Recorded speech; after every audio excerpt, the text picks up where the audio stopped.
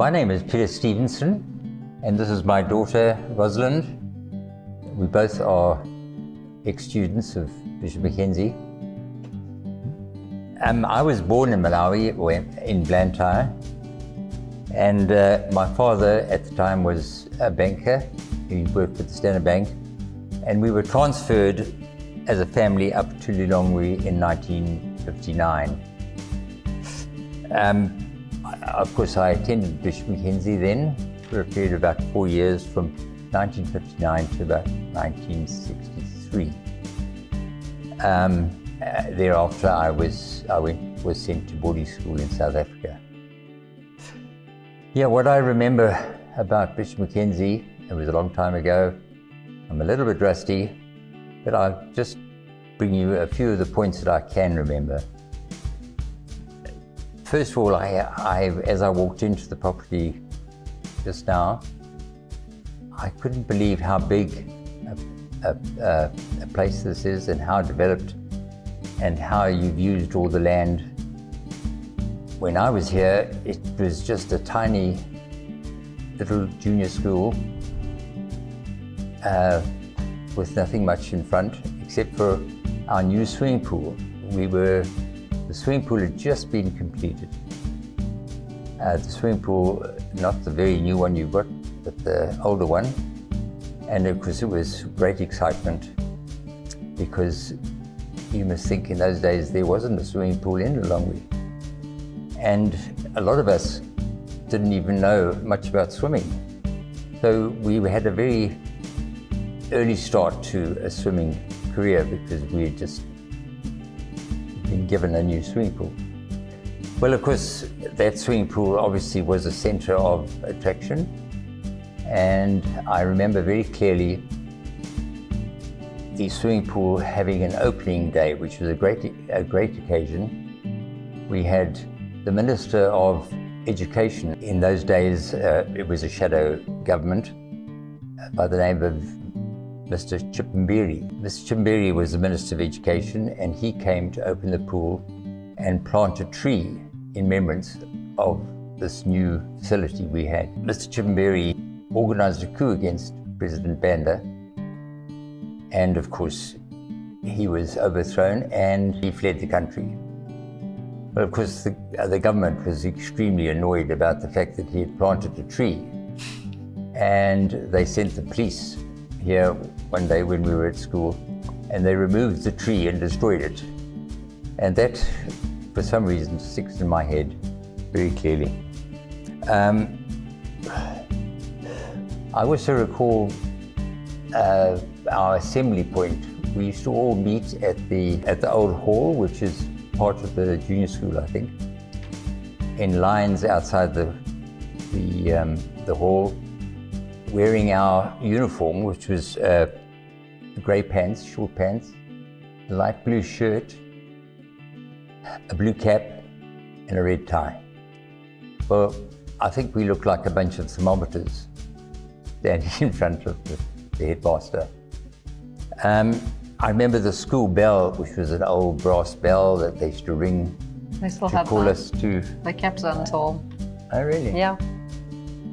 And yes, and then the school bell used to call us to assembly and announce the breaks that we used to have.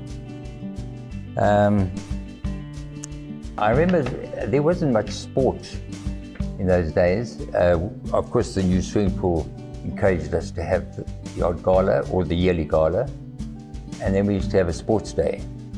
But there weren't any organized sports like soccer at the time, or hockey, or baseball, whatever, because A, we didn't have any competition to play against, and the school just wasn't suited to the sports. But in time, of course, we did start a soccer team, but we just played in-house. I can remember the classrooms, the junior classrooms, running parallel to Bishop Mackenzie at the Barron Avenue, were 3 classrooms, but there might have been 4, but those were our 3 classrooms that we graduated up, and they are still used today as your main They're the reception. When I was there, it was reception classrooms. Those were the reception classrooms, and I have been inside them, and they are exactly the same as when I was there. One thing I do remember is that in my class there was, in those days polio was quite a bad disease, and there were two little girls that had polio, and they had their calipers on their legs, big metal calipers that helped them to walk. And that brought me to the fact that they used to give us, the Ministry of Health used to come to the school and give us a sugar cube with a little bit of pink liquid in it, and that was a polio vaccine. They still do the drops, I think. Still do they? The drops, yeah. Drops. And I remember the little sugar lumps, and we had to walk by, pick a sugar lump, suck it away. So that was really interesting. I remember our headmaster was Mr. Saunders, and he had a house just opposite or across the road from Barron Avenue. So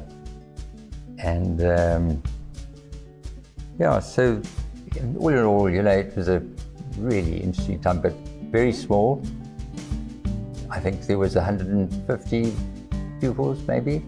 And it was a boarding school. And of course, yes, there was a boarding school for the kids that used to live in Port Jameson, which was now called Jakarta, I reckon. And the boarding school was actually right where we are sitting now in the library. There were about 15 or 16 kids. That was interesting to have a boarding school, and I think after a while it had to close. That's a little bit rusty, but yeah, I can remember a lot. Probably more than me. No. I was here from 1994 to 2008 when I graduated. So my whole school life was here, and I thoroughly enjoyed it. I remember seeing a lot of my friends that their dads had changed jobs and they had to move, and I remember thinking at night so many times, just thinking like, oh, please, I don't want to move. I don't want to change schools. I loved my experience here. I really did. And I wouldn't have changed it for the world. But as I said, I came to this Geelong. We used to live in this area because that was all the Longwy was. There wasn't any development outside of the main street. So how did your parents come to be in Malawi, and how did they choose this? Well, we come from a very old family in Malawi. My grandparents came in 1919. They were planters in Malangi, and my mother was born in Blantyre as well. So she married my dad in Blantyre, and he was in the bank. And when we were transferred, they used to transfer us all over the Federation, but we ended up in Lilongwe, and that's why I came to Mackenzie. And my dad wanted me to have an education because senior school was coming up, and there was no senior school here. And so I had to leave in 1964. And why did you choose for us to go to school here? Well, mainly because all my friends still went to school here, and it had such a fantastic reputation. I mean, it grew and grew. It had a little bit of a dip in performance, but then when the capital moved up to Lilongwe, of course, the population just grew, and the school had to change its standard, because it was entertaining diplomats and people in high places who demanded a decent education for their children. And then they started, I remember when they started the IB system, and there was I was in school, obviously in primary, late primary, I think, when they started the IB system. And I remember one of my best friends' sisters, that was one of the first people to do IB here, which we only did the last 2 years. It wasn't obviously the full school doing the IB sort of program. And I think there was like 7 people in the class doing IB. And it was such a small class, but then it just, I think introducing the IB program really started to build the school and take it to where it is now. And obviously now it's implemented as, from primary onwards, the whole IB program. But I think that really did take the school up a notch. Obviously we did Cambridge for our, when we were sort of like, Form 4, Form 5.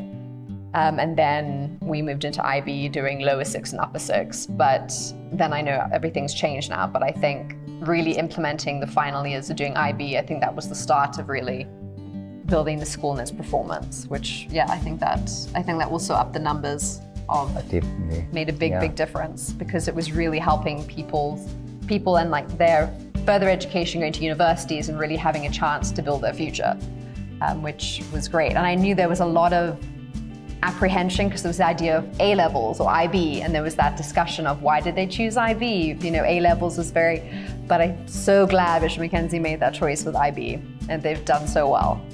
And I was so happy that happened, because when I was always someone, and so many of my friends, that you're 16, 17, and you don't know what you want to do. And IB prepares you to go into the world and you have your options. And I'm just never would, like, I couldn't rave more about the school. I really couldn't. But a little bit biased, but that's the way it is. Yeah, and I just would like to just try and get you to understand how the Lilongwe was in those days.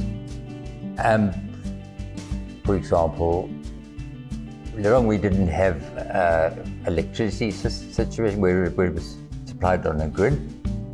There was a generator down at the golf course that used to generate all the power for our houses.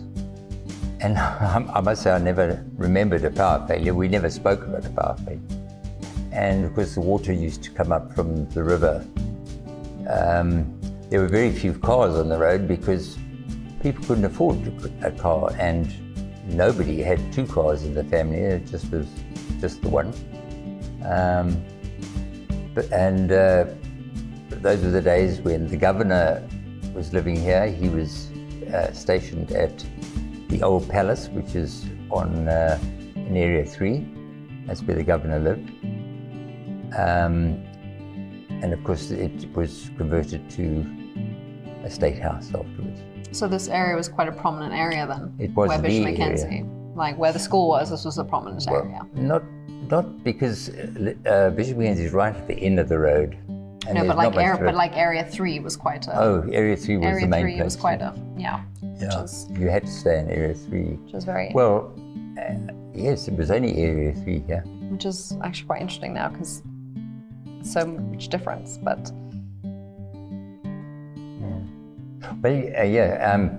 As I say, we lived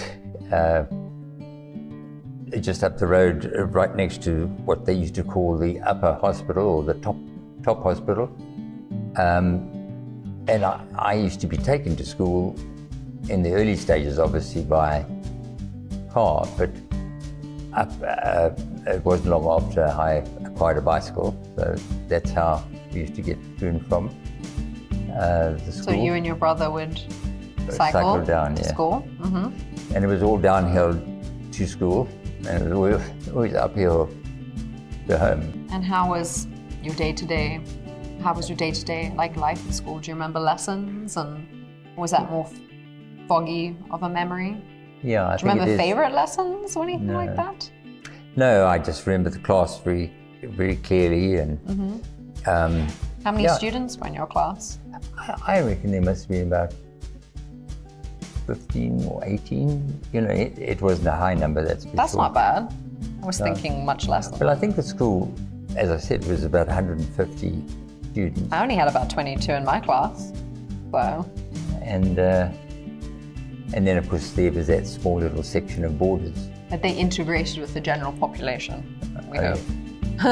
Yeah. Not like the boarders, the No, normal no, people. no, of course, being as a smaller group, yes, they interacted well. Yes, no, there wasn't that many nationalities. I think it was just Was it mostly European nationalities? European nationalities, yeah. No Malawian? No, I can't remember any Malawian, but there was an Indian, but definitely not the majority of the school. So what was the school called at your time? Was it called the European something school? No, it was called Bishop Mackenzie. Was it called? Yeah. Okay. Because Wow, when you think of it, Bishop Mackenzie must have been as a school, had been running for 20 years before I came. Yeah, it's true. And that's when it was... You're not 80, so yeah. that makes sense. I'm not... But I shouldn't think there's many of us left here in town. No, that's true. I would say that my day-to-day activities and things might be a bit different to yours, but I remember it clearly. I remember my most exciting part. I wouldn't be waking up in the morning, but getting to school, and you know that you're at the beginning of the field, and obviously everyone, just like it still is now, everyone would line up with their cars, and you'd try park. You'd be driving up, and you'd be like, no, Mom, like park next to Jess. It's like, you know, so you could all walk up the field together, and you'd go in your little groups up the field, and you'd chit chat about, you know, not that you hadn't chit chatted for an hour on the phone before anyway. And you go up the field together, but then you get to the quad. I'm talking more about the secondary years, because primary years I still remember really well, but obviously your secondary years you have a bit more, I think, more sort of cemented memories in. But it'd be funny, you'd get into the quad area in the secondary school, and even though you'd walk up with your 6-7 friends, you'd get into the quad area, and you would just kind of disperse because you'd see a friend in form like 2 forms below you or 3 forms above you, and you would walk into their group and talk to them, and then you would catch your brother's friend that'd be like, hey Ros, and then you would go and chat to them, and you'd be chatting to people that were 4 years older than you or 3 years younger than you, and it would be there'd be no difference. You wouldn't look at them any differently. You wouldn't socialize with them in any different way. There would be someone that was from Switzerland, or who was Chinese, who was Malawian, who was from Ghana, and it wouldn't matter. You wouldn't even think about it that way. I just remember people be like, that's so strange, you're in a school with 37 different nationalities. That must be so crazy for you. And for some reason you sort of think, they go, oh wow, that was quite interesting. But in a weird way it wasn't, because it was so normal. You know, everyone was just who they were individually, and it didn't matter who they were from where they were. Even though you really appreciated people's differences and values and you learned from that, but it was more just out of interest, and there was nothing more intrigue than anything else, but it was just this pure positivity and vibrance in that quad in the morning of just chattering between different groups. And then you'd come back to your group and form again, and then you'd split up between classes and find people. It was just continuous integration. And I don't know if you find that in many schools. Yeah, I find that really interesting, because that was the school. It was an amazingly diverse, it had unified school. Unified, and people were really happy with and kind with how everyone got on so well. Yeah. And I mean, at least in secondary, we didn't. Maybe the primary, you have a bit of bullying here and there. Young kids can be special with each other. You're all fine in your own way. But I never really ever experienced there being ever any real issues when it came to secondary. People just really got on, and if there was any silly disputes, I just always knew, like, by the next day people were kind of just happy again. Teachers, and it was also amazing that you could also just chat to teachers. You could chat to them like they were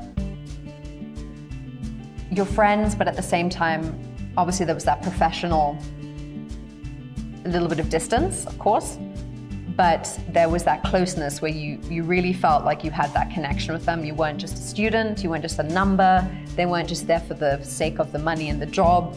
They were invested in you as not just a student, but as a person. And to this day, I have so many of my teachers on Facebook, on Instagram. I had someone message me the other day telling me, unfortunately, one of my teachers had passed away from cancer, and it was obviously devastating. But for a teacher to reach out to each of us individual students that had her for only 6 months, and for us to all reply and be so devastated by it, because each individual teacher that we had made an impact on us.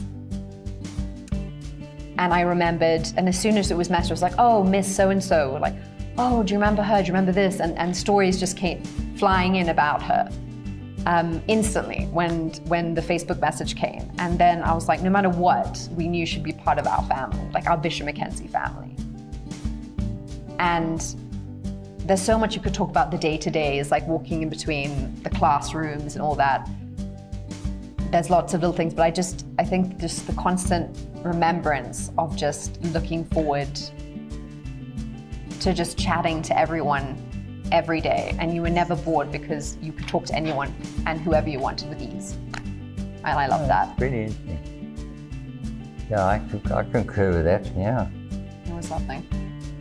Well, as I say, when I left school, Bishop Mackenzie School in 1963, 64, unfortunately my parents then were transferred back to Blantyre, and I never returned back to Lilongwe until the tobacco industry moved up to Lilongwe in 1979. And when that came, well, because the children were young then,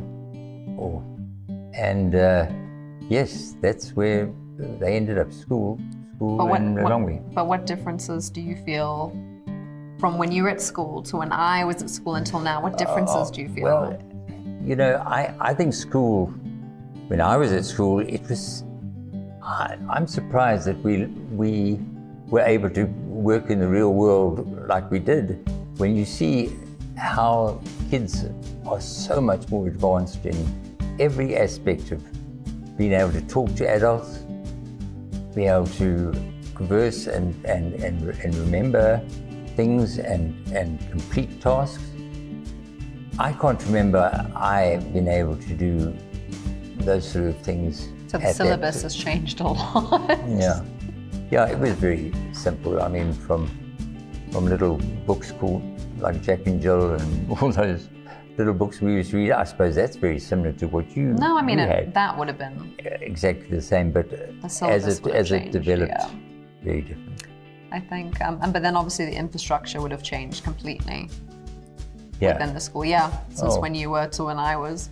It was a tiny little hall, and at the back of it was 4 classrooms, which are still there today, where we used to have our classes. You know what I actually love about this place, about Bishop Mackenzie, is that they could have wiped all this stuff out, and they could have started again and built new things, but they've tried to keep intact a lot of some of the old infrastructure, maybe improved a couple of things, built onto it, but they've tried to keep a lot of the history intact and just improve on what existed. And I love that, like the essence is still there. I walked in today and I was like, I can see a lot of improvements. This is incredible, but I still feel like this is my school. And I don't feel that sense of like, I thought I'd maybe feel a bit of like pain coming back, being like, this isn't my school anymore. And I was a bit nervous because I haven't been back for like 12 years. But it feels, I feel like exactly the same walking in now as I did 15 odd years ago. Exactly the same. I just feel that they have advanced. Yeah. It certainly gives you a nice vibe. It's so warm. The energy's there, the exact energy, it's not changed, and the friendliness. I saw a teacher cycling by and another student cycling by, and them just smiling and waving at each other. And that is how it was when I was there. So I love that. I was in preparation for coming to see you and give this interview, I was looking at old cinemas that my father took. And obviously I've got 2 clips of sports days we had down at the exact field. I don't know if you call them a number 1 and number 2. What have it's you that main? field? It's the main field by where the tuck shop is. The original old tuck shop from the very back in the D in the main field. So that was where we used to run at sports day, and I have got some clips, and if I can find a way to extract them, I will definitely share them with you. I do remember we used to walked as a class all the way down to the river. Now the river is not far from Mackenzie down. Yeah, we used to cross country there. And we were taken down there to look at this pristine river. It was crystal clear. Then. In fact, it was so clear that we caught the milkman taking the water from the river and diluting the milk before it was delivered to the house. Yes, no, but it was very clean. But then you remember there wasn't a population here. Lilongwe was just an agricultural trading post. Well, of course, my brother also was at school with me. He was a little younger than I was. And he stayed on after I left. Mm-hmm. Do you have any? No, I don't really have anything. But I was amazed that when I looked at all the old photographs that we had a uniform. I forgot about it completely. But we looked damn smart. That's a highlight right there. and where we managed to get all the uniforms from, I suppose they must have maybe had it made, tailored. Yeah. Well, there weren't anything like Game or any of these fancy shops. All we had was Mandala. We only got Game like not that long ago. So. Well, and we had Mandala, which was the main store, and then we had Condodo, which was the other main store. Still remember Condodo. So this was a hard question, my highlight. There was many, but I'm not going to go into them all. So I think one was I remember watching every year someone being crowned house captain. And this was the biggest thing for me because I was just I saw you in assembly, you could sit on chairs at the back of the hall. You're allowed to sit on chairs because in assembly you would have to sit on your bum on this hard ass wood. And just for ages, you'd just be there and you would just be staring at the headmaster, which was, a lot of the time was a little boring, or singing or whatever. And then it got to a point where, and then you see whoever was head house captain could sit on a chair. And you also got to tell people off for talking, which was just fun in itself. And then obviously it just came with a bit of, you sort of prominence and felt pretty good about it. And then I also thought to myself, well, all these guys, you get your clipboard during galas and things, and a lot of the times they weren't doing much of the swimming or the running and stuff, and I thought this was a really good position for me. So I was like, I will be house captain. This will be my thing. I'm not an athletic human. I do very much love my swimming, but I'm just not very sporty. Despite, by the way, my whole family just didn't get the gene. And I decided, and I'm also just wasn't even that really outgoing as when I was in primary, but I was like, this is my time to shine. So I lobbied for weeks to every class in primary, telling them that I would not make them swim in galas or do any sports individually. Obviously not in groups, because then they would hear that I was telling them in groups that they're not going to swim and that wouldn't make sense. So I'd individually go and seek out people and tell them that. And my best friend, who was also in the same house as me, was the sportiest of the most sportiest person. And I mean, everyone was like, Jess Maynard, she's going to get it. Evidently, she won every cross country, swimming gala, anything you can think of, Jess Maynard did. But then in assembly one day, they called my name and it just shut down the assembly and I won. And I just remember just walking up there just being like, this just proves that anything can be done. Just anything with enough just strategy, And I just knew from then onwards that I would just always be a people person. So, and to that day, that little house captain badge I have.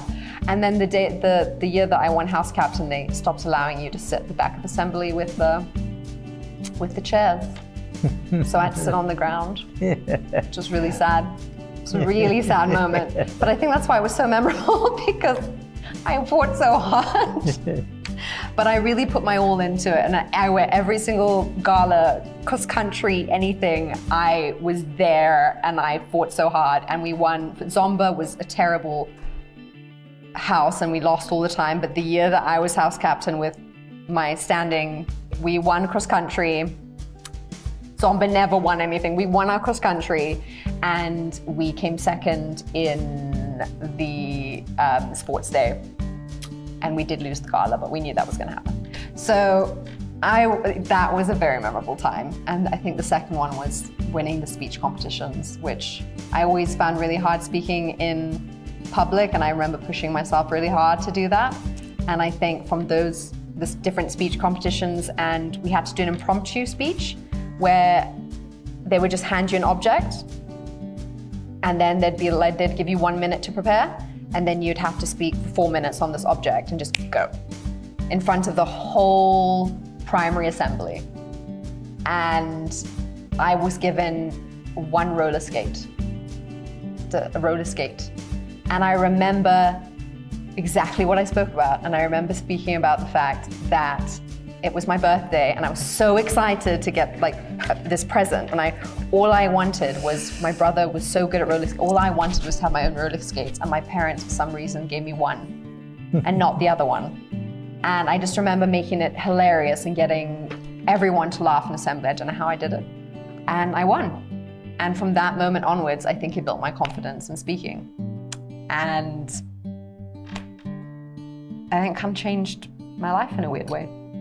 So yeah, those are my two memorable times. I actually thank my mom. I've got souvenirs from this day because my mom keeps everything. She's kept every certificate from everything I've ever won, come second, come last. You know, the little thank you for participating.